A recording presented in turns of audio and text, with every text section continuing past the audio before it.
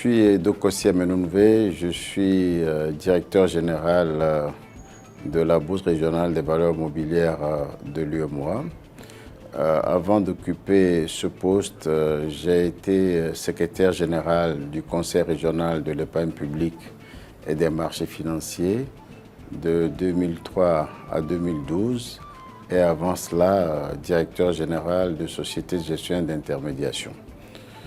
Donc, je suis titulaire d'un doctorat en sciences de l'administration, option finance, de l'Université Laval au Canada. Et je suis aussi dans mon engagement au niveau régional et continental. Je suis président de l'association des bourses africaines, les 24 bourses qui opèrent actuellement sur notre continent. C'est vrai que depuis l'année dernière, j'ai été désigné par le conseil d'administration du Nasdaq en qualité de membre du comité chargé de la révision des tests et des arbitrages au niveau du Nasdaq. C'est une fonction que je vais occuper pendant 3 ans. Et c'est la première fois que le Nasdaq, deuxième bourse américaine, ouvre un comité de si haut niveau à un Africain, puisque depuis sa création, ce sont des personnalités américaines qui ont toujours siégé sur ce comité. C'est un honneur pour notre continent, pour notre sous-région, pour mon pays, de pouvoir siéger à ce niveau-là d'une bourse qui est aujourd'hui l'une des bourses les plus actives, en tout cas sur le plan mondial, en matière surtout de technologie.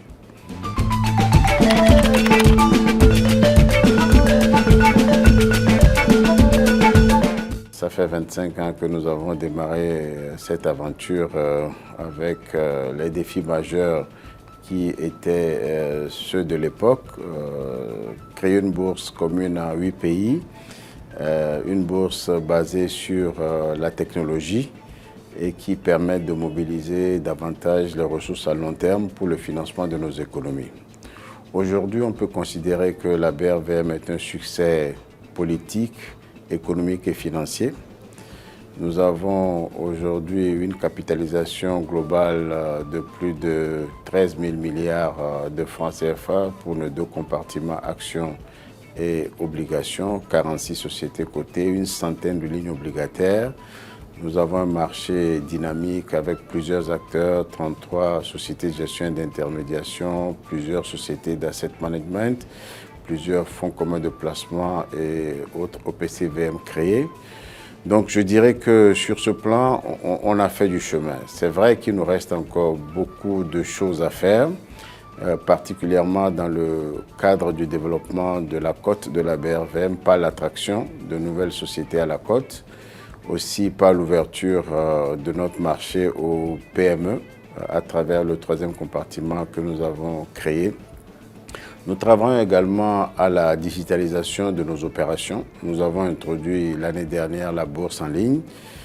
Nous travaillons actuellement sur la digitalisation des opérations du marché primaire pour permettre aux investisseurs, à partir de leur téléphone portable, par exemple, d'acheter des actions sur le marché ou de souscrire à des opérations d'offres publiques de vente. Nous œuvrons également à améliorer la diffusion de la culture boursière dans notre environnement par BRVM TV, que nous venons de lancer le mois dernier. Et nous allons aussi poursuivre nos travaux visant à renforcer les capacités des investisseurs, des émetteurs, surtout des intermédiaires de marché, à travers BRVM Academy. Bon, en dehors de ces projets structurants, nous envisageons ouvrir d'autres compartiments, créer d'autres produits et services. Nous travaillons activement sur le marché des produits agricoles, mais également sur la création prochaine d'un marché de dérivés, de produits dérivés donc, au sein de notre union.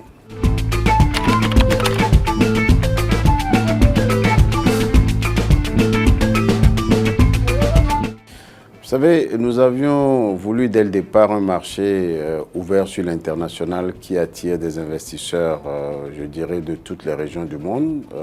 Donc nous avions opté pour une architecture basée justement sur les meilleurs standards internationaux, c'est ce qui a été fait. Donc depuis la création de la BRVM, nous attirons des investisseurs de toutes les régions du monde. On a des investisseurs américains, des investisseurs européens, asiatiques, des investisseurs africains qui viennent donc aussi de notre continent. Il y a quelques années, ces investisseurs représentaient plus de 70% des valeurs transigées sur notre marché. Aujourd'hui, ils représentent environ 40% puisque nous avons travaillé à la montée en puissance des investisseurs régionaux, particulièrement les caisses de retraite, les compagnies d'assurance, les fonds de pension et fonds souverains ou autres caisses de dépôt et de consignation qui donc ont émergé au cours des dernières années sur notre marché. Alors, la crise sanitaire que nous avons traversée n'a pas ralenti l'ardeur des investisseurs internationaux sur la BRVM. Bien au contraire, nous avons renforcé leur attraction et surtout, nous avons remarqué un appétit fort pour les titres obligataires, les titres de la dette, surtout de nos États. On a senti que ces investisseurs sont beaucoup intéressés donc à ces titres-là. Et je pense que c'est justifié. C'est des titres qui offrent une bonne rémunération aux investisseurs, libellés en CFA, mais avec notre parité avec l'euro, ces investisseurs se retrouvent quasiment dans un investissement en euros. Avec notre cadre réglementaire qui facilite aussi le rapatriement, je dirais, des revenus perçus sur les valeurs mobilières. Ça a aidé ces investisseurs à continuer, en tout cas, à s'intéresser à la BRVM.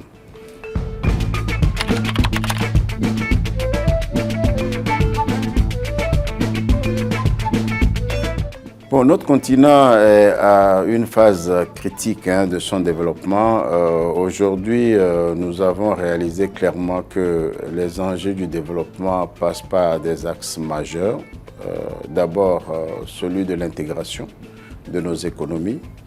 La ZLECAf a aujourd'hui un bon, en tout cas, signal de la volonté de nos États d'accentuer les transactions commerciales entre nos pays.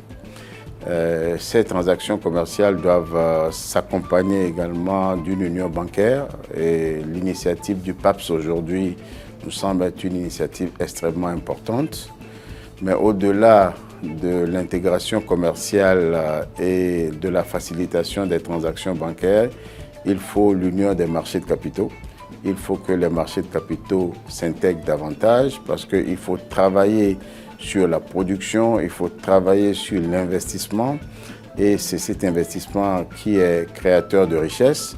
Donc nous, au niveau des bourses africaines, nous avons pris l'option justement de déclencher un processus d'intégration de nos marchés permettant une circulation plus facile des ressources, notamment de l'épargne à long terme entre nos économies. Travailler à faire en sorte que l'épargne disponible sur le continent s'investisse dans tous les pays qui ont un potentiel de croissance extrêmement élevé et faire en sorte que les investisseurs puissent aller d'un pays à un autre sans être confrontés à des barrières insurmontables. Pour moi, c'est un axe majeur de l'avenir de notre continent. Donc, au-delà de l'intégration, évidemment, il y a toute la question de la digitalisation, de l'innovation technologique que l'on observe. Notre continent doit profiter de cette innovation. Notre continent doit capitaliser sur les atouts que lui offre aujourd'hui cette évolution technologique majeure. Nous avons une population jeune, une population en pleine croissance, une population qui est de plus en plus connectée. Nous avons une facilité d'accès à la technologie. Je pense fondamentalement qu'une bonne utilisation de la technologie va accélérer le développement de notre continent.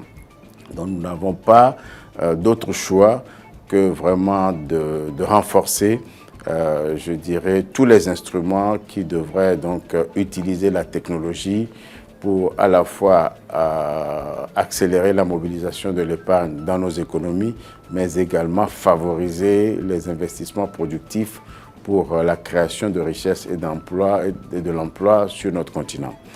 Le troisième axe que je vois, c'est le développement durable, notamment le financement de nos économies sur les aspects, je dirais, sociaux, sur les aspects liés donc à la protection de notre environnement.